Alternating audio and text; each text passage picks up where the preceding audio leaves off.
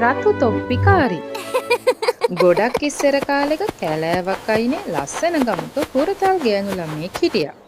එයා හැමතිස්සෙම රතු පාට ලස්සන සලුවක් ඇඳගෙන හිටපු නිසා හැමෝම එයාට කීවේ රතු තොප්පිකාරි කියලයි. දවසක් ඇගේ අම්මා අසනීපෙන් ඉන්න ආච්චි අම්මට ගෙනියන්න රසම රස කෑම පිරුණු කූඩයක් ඇයට දුන්නා. කැලෑව මැදින් යනකොට පාරෙන් පිට යන්නේ නැතුව ඉක්මනට ගිහින් එන්න කියලා අම්මා රතු තොප්පිකාරිට කිව්වා. ඔයා ශක්තිමත් වෙන්න ඕන දුව.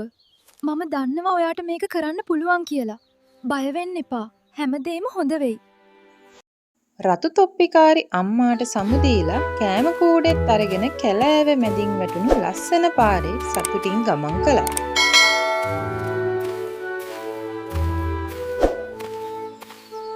කැලෑවේ තිබුණු ලස්සන පාට මල් සමනල්ලු දැක්කම එයාට අම්මා කියපු දේ අමතක වුණා.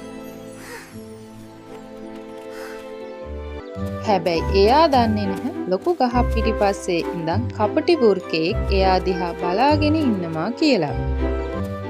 එක පාරටම කැලේ මැදින් පැනපු වෘකයා රතු තොප්පිකාරී ඉස්සරහට ඇවිත් hina වුණා. ආයුබෝවන් ලස්සන පුංචි දුවේ. ඔයා මේ කෑම කූඩෙත් අරගෙන තනියම කොහෙද මේ යන්නේ? මම මේ කැලේ අනිත් පැත්තේ ඉන්න මගේ ආච්චි අම්මාව බලන්න යනවා. කපටි වෘකයාට ඕන උනේ රතු තොප්පිකාරිට කලින් ආච්චිගේ ගෙදරට යන්න. බලන්නකෝ අර මල්වල ලස්සන. ආච්චිට මල් ටිකක් ගෙනියන්න.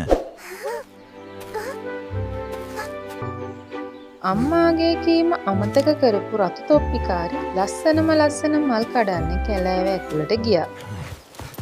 ඒ අතරේ වෘකයා කෙටි පාරකින් වේගයෙන් දිව්වේ ආච්චි අම්මාගේ ගෙදරටයි. ආච්චිගේ ගෙදරට ආපු වෘකයා රතු තොප්පිකාරි වගේ බොරු සද්දයක් දාලා දොරට තට්ටු කළා.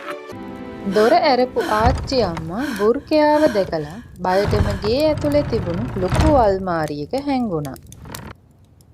ඊට පස්සේ වෘකයා ආච්චිගේ ඇඳුම් ඇඳගෙන රතු තොප්පිකාරී එනකන් ඇඳේ නිදාගත්තා.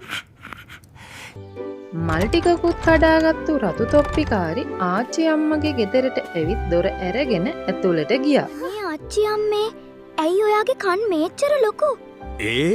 ඔයා කියන දේවල් හොඳට අහගන්නයි පැටියෝ. එතකොට ආච්චි අම්මේ අයි ඔයාගේ ඇස් මේච්චර ලොකු? ඔයාව හොඳට බලාගන්නයි පැටියෝ.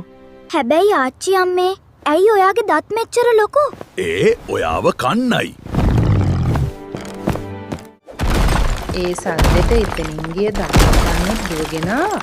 ඒක දැකපු වෘකයා බය වෙලා ජනේලෙන් පැනලා දිව්වා.